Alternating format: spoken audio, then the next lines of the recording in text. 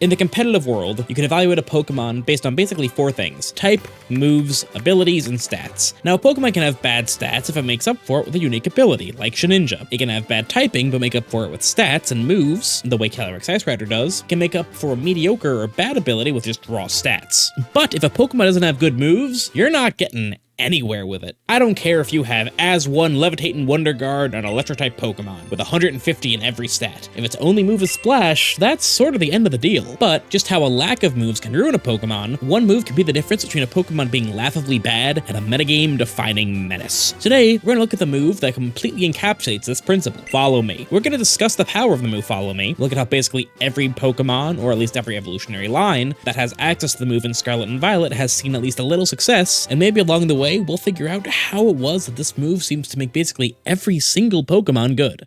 There are 8 lines that learn the move Follow Me in Scarlet and Violet: Clefable line, Electivire line, Furret line, Indeedee female, Magmar line, Maushold, the Ogerpons, and Pachirisu. And of course also Smeargle, who learns the move via Sketch. Yes, there is documented success for literally every single one of these groups of Pokemon. Not always to the same degree, but we'll worry about that as we go. So, what does Follow Me do, and why is it so strong? Well, Follow Me forces all moves your opponents use that could target the Pokemon that used it to do so. This can be used in a few ways. It can be used to protect your other partner Pokemon from your opponent's moves, so it can set up. It can be used to make a move meant to buff your opponent's Pokemon hit your Pokemon instead, and sometimes it's a way to make sure that the Pokemon that used it gets knocked out. We'll discuss when that might be something you want to do as we go through each Pokemon use cases. So, we're going to start with the few of these Pokemon that are by far the least used: Furret and Sentret. And while I did say that every Follow Me line has at least some success, this is the one I'm kinda pushing with. These two do have a lot of good supporting moves, and Normal isn't a bad typing defensively for Follow Me. Redirection moves on a Pokemon whose typing or ability gives it an immunity is really strong. But Sentret and Furret don't offer too much that's unique to them. With low BST and abilities that don't really matter too much defensively, they're basically just outclassed by Maushold. But one player did find a way to do something with them. Sentret is super slow, meaning it ties with Torkoal and moves first in Trick Room, and frail. But why does this matter? Well, Sentret being super slow and super frail was actually exactly what one specific Calyrex Ice Rider team needed in its Follow Me user. Sentret clicks Follow Me, while Calyrex Ice Rider clicks Trick Room. If your opponent tags with both Pokemon killing your Sentret, then cool. Get to bring a secondary Trick Room sweeper and go to town. But if they only bring you down to Sash, then after Trick Room goes up, Sentret can click Endeavor, a move that puts the target down to the same HP stat as the attacker. In Trick Room, Sentret would move first before Calyrex Ice Rider, and use Endeavor to bring the opponent down to 1 HP, letting you guaranteed knock out the target with Calyrex Ice Rider's Glacial Lance, giving you a free Chilling Knee boost to keep Ice Rider's sweep going. Ultimately, this was more of a meme than anything, but it did give Sentret a top 100 finish in the June in-game ladder, which is at least worth talking about. Next, let's discuss what is probably the most famous Follow Me user, Pachirisu. This little squirrel is most famous for winning the 2014 World Championships, but I'm not super interested in adding to the millions and millions of videos talking about that. But, surprising exactly no one, Pachirisu did make an appearance at the 2024 Pokemon World Championships in the hands, if you guessed it, Sage and Bark, the same guy that used it to win in 2014. Was this because it was the 10-year anniversary of his World's win? Probably, but it did serve a pretty great purpose. One of the best Pokemon in the format for 2024 Worlds was Miraidon, and there isn't a single Follow Me user that can take Miraidon's devastating Electro Drifts and other Electro-type attacks well, except for Pachirisu. Remember when I said how important immunities can be on a redirection Pokemon? Well, Pachirisu's ability, Volt Absorb, makes it immune to Miraidon's electrical attacks, and lets it use them to heal up from other damage it may have taken. Plus, since Pachirisu has an immunity to Miraidon's electric-type attacks with its ability, it doesn't really need its typing to be effective against it. So, Sage made his Pachirisu Tera Fairy. That way it could be immune to both the Dragon-type attacks and the electric-type attacks from Miraidon, close to walling it out, which gave Pachirisu a unique niche among Follow Me users in the 2014 Regulation G format. Again, Pachirisu wasn't super common, and definitely isn't in the upper echelon of Scarlet and Violet Follow Me users, but now that we've gotten into the two kind of wishy-washy ones, we're gonna get into those right now. Now, we're gonna talk about Magmar and Electabuzz. It's gonna become pretty obvious why they're being discussed at the same time as we go through this. These two Pokemon are quite literally useless without Follow Me.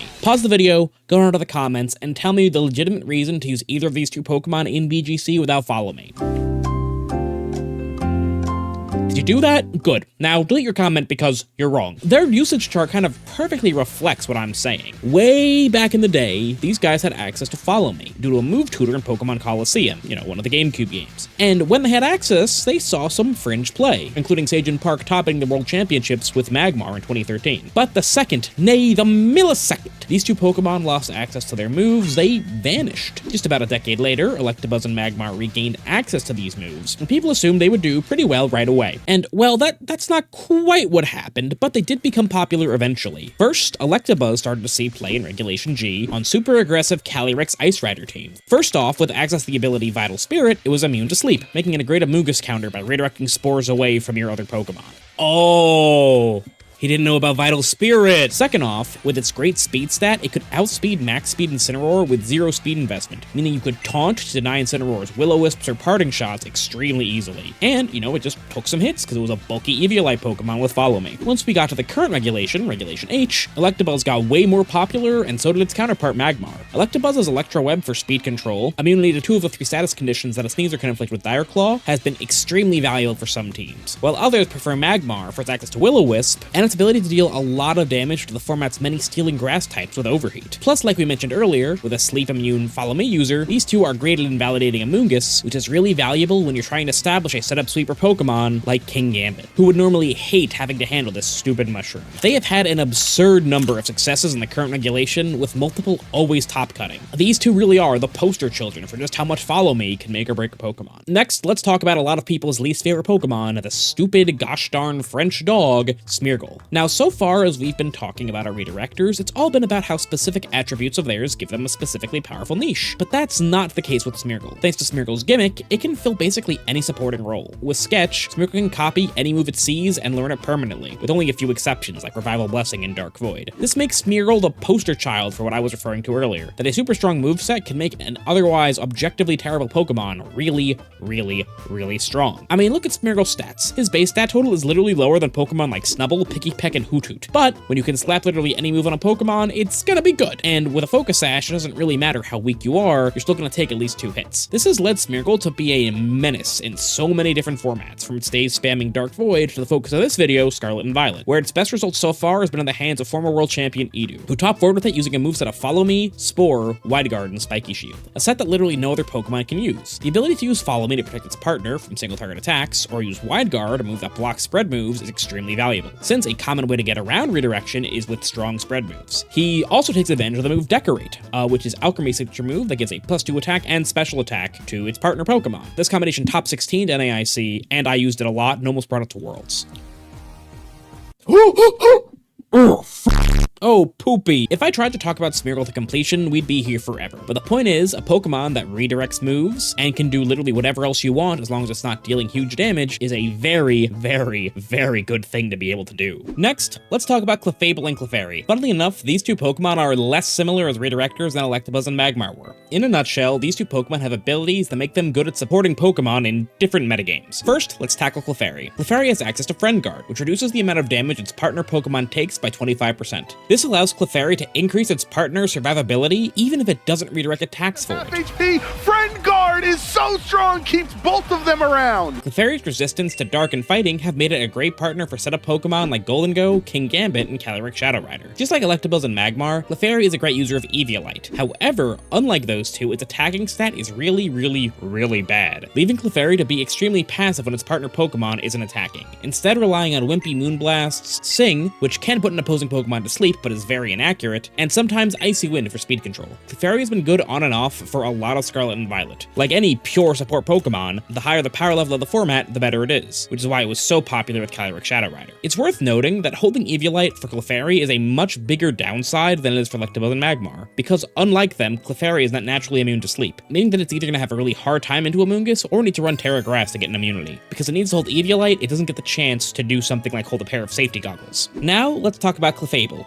Generally, Clefairy is a better redirector, and they often do get paired with similar Pokemon thanks to both Clefairy and Clefable having Mono Fairy typing. But there are a few attributes that allow Clefable to be good in the right circumstances. Importantly, Clefable has access to Unaware instead of Friend Guard. Unaware is an ability that allows Clefable to ignore its opponent's stat boosts and drops. This makes it a much more effective redirector when Pokemon that rely on stat boosts like Dondozo or Swords Dance, Double Dark Move, King Gambit are popular. There's some other strong upsides too. For example, Clefable is way stronger than Clefairy offensively, so it can actually do some strong chunk damage with Moonblast. And since it doesn't need to use up its held item by giving it an Eviolite, it can make itself bulkier with Citrus Berry for more recovery, give itself a Spore immunity with Safety Goggles, or you can allow it to force its opponents to damage themselves with Rocky Helmet. It has a few different options. Like I mentioned earlier, Clefairy is definitely the more common of these two to see as a redirector, but when set up as super common, Clefable gets its time to shine. This is reflected by how popular it was at the beginning of Regulation H, where Swords Dance, King Gambit, and Dondozo were everywhere. Next, we're going to talk about the last Pokemon on our list before our Generation 9 Pokemon, Indeedee Female. You might be saying, wait, Scrawl, why are you only talking about female Indeedee? Well, Indeedee is a Pokemon species that learns different moves depending on the Pokemon's gender, and only Indeedee Female learns Follow Me. Indeedee Female is sort of tailor-made to make hard Trick Room teams function. It sets Psychic Terrain with its ability Psychic Surge, which protects its partner Pokemon from priority moves like Fake Out. Then, Indeedee Female can use Follow Me to redirect not only damaging moves, but also the type of move that would prevent Trick Room from going up, like Taunt and Spore.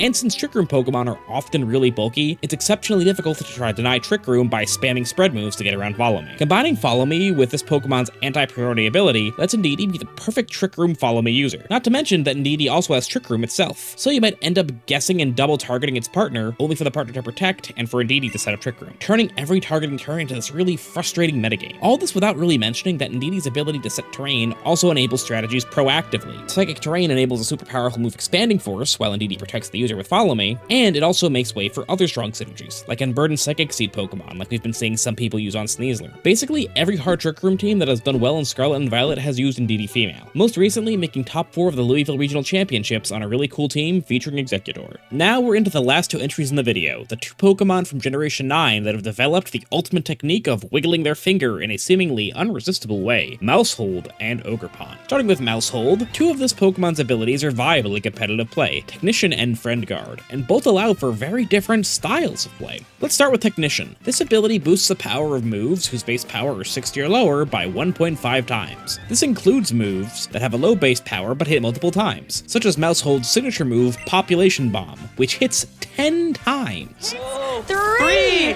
4, 5, 6, 7, 8, 9. Does it miss?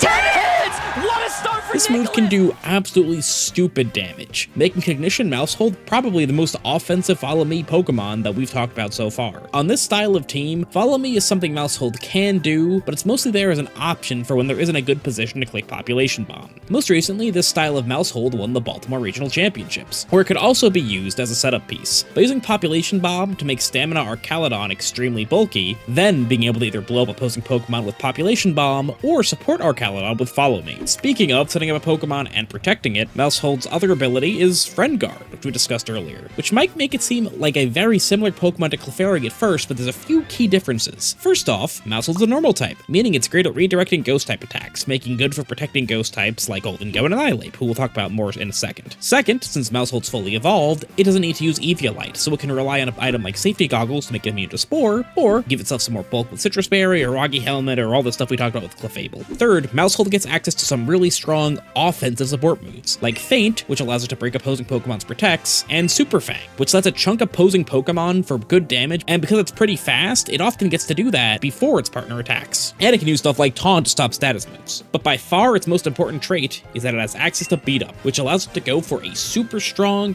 really aggravating combo. Annihilate, a Pokemon that Maushold's redirection is naturally super strong with, has a unique signature move called Rage Fist, which starts at 50 base power, but increases by 50 base power every time Annihilate is hit. So, by using Beat Up, a move that will hit once for every one of your non-fated non-status Pokemon, you are peppering your Annihilate with super weak attacks, suddenly giving it a 250 base power move. And since Maushold moves before Annihilate, it can pull off this combo all at once, setting up and delivering a super powerful Rage Fist all in one turn. And while at first it might seem like the Annihilate Maushold player's guard is down the turn they do this, thanks to Maushold's Friend Guard and Annihilate's natural bulk, it's still really hard to take the monkey down in one turn. And from there, Maushold can go back neglect redirection duty. This is almost as much of a match made in heaven as Indeedee and Sizemap Pokemon. This combo is often strong in lower power level formats, like in Regulation H. Most recently, Maushold Annihilate top-8'd both the Dortmund and Joinville regional championships, and FriendGuard Maushold without Annihilate has also been super successful recently, with multiple recent top 8s. Finally, let's talk about the most recent addition to the Follow Me roster, and honestly another example of DLC power creep, Ogerpon.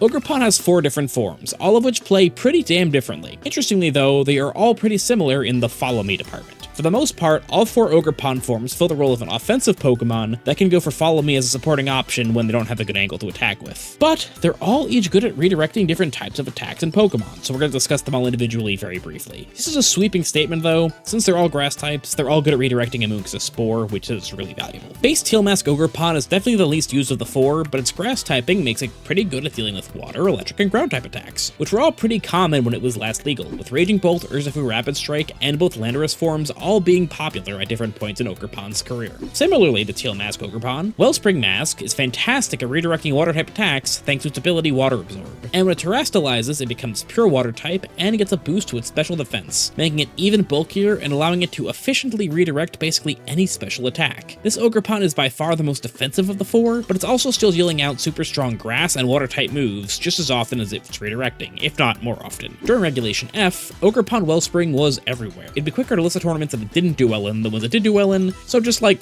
trust me bro, it was everywhere. Next, Heartflame Ogerpon. This is by far the most offensive Ogerpon and is the one that most commonly chose to drop Follow Me, sometimes it's going for 2 stabs and a coverage move like Stomping Tantrum, or a setup move like Sword Stance. I use the Sword Stance set a lot for a long time, personally. And even when it does use Follow Me, it's definitely the Ogerpon that least often actually clicks its redirection move. But its fire typing, making it immune to burn from Will-O-Wisp, makes it a great redirector for other physical attacking partners, and makes it resist Fairy, which will make your opponent think twice about using Moonblast with Fluttermane, a Pokemon that has been super common every time Ogerpon's been legal and been viable. Finally, we have Cornerstone Ogerpon. This is by far the simplest of the 4. Grass Rock is not particularly good typing for almost anything defensively, but thanks to its ability Sturdy, it's great at guaranteeing that it takes at least 1 hit, making a good Pokemon to guarantee Trick Room goes up, which is what a lot of people did with it with the Calyrex Ice Rider teams. But realistically, it's more often used because of how powerful it is to have 100 base power, physical rock type attack, and functionally an extra Focus Sash on your team, with Follow Me being more of gravy once you have your 2 stab moves and Spiky Shield. This is the second least common Ogerpon form for sure, mostly seeing play when powerful legendaries were legal during Regulation G, because of how strong it was to have a Pokemon that is guaranteed to live at least 1 hit no matter how strong that hit is. So, that's every Follow Me user in Scarlet and Violet. But what's the lesson to take away from this? Well, I would say that given the extremely varied use case for each of these Pokemon, any Pokemon with a halfway decent ability, or stats, or move pool, or good typing, given Follow Me, can find its niche. So much of competitive Pokemon is about figuring out the best way to make sure your Pokemon land super effective hits on your opponent, and Follow Me just makes that super duper hard. If there is a Pokemon in the format that wants to set up, and another Pokemon with complementary typing that exists, it would need to be genuinely awful otherwise, for it not to be at least a little bit playable as a fringe option if the complementary Pokemon learns Follow Me. For this reason, I'd say you can make almost any Pokemon viable with Follow Me, but let me know what you think. Thanks for watching, bye.